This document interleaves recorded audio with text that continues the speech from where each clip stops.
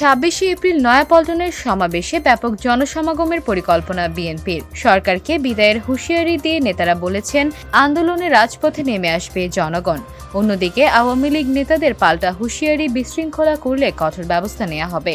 একই সঙ্গে ওই দিন রাজধানীতে শান্তি সমাবেশের ইঙ্গিতও দিয়েছেন তারা। গেল বছর ২৮শে অক্টোবর সবশেষে ঢাকায় বড় কর্মসূচি পালন করেছিল বিএনপি।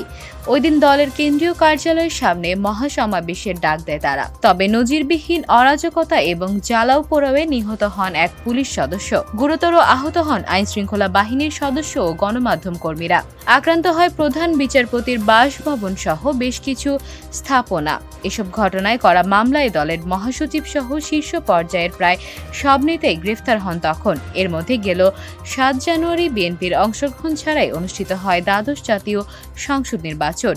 নির্বাচনের পরপর মহাসচিব সহ দলের বেশিরভাগ নেতা জামিনে মুক্ত হয়ে আবারও রাজনৈতিক কর্মসূচির মাধ্যমে দলকে চাঙ্গা করার চেষ্টা করছেন। সেই ধারাবাহিকতায় ২৬শে এপ্রিল আবারও নয়াপল্টনের সমাবেশের ডাক দিয়েছে বিএনপি। নেতারা ২৬শে এপ্রিলের সমাবেশকে ক্ষমতাসীনদের বিরুদ্ধে এক দফা দাবি আদায়ে গুরুত্বপূর্ণ বলে মনে করছেন। বিএনপির স্থায়ী কমিটির সদস্য নেতা ডক্টর মঈন খান বলেন, আমাদের উদ্দেশ্য একটি, গণতন্ত্র ফেরাতে হবে। আমরা এই সরকারের বিদায় চাই। বিএনপি চেয়ারপারসনের উপদেষ্টা জয়নুল আবেদিন ফারুক বলেন, জনগণ আমাদের সঙ্গে আছে, তাই সরকার বিদায়ে আমরা কৌশল নির্ধারণ করছি।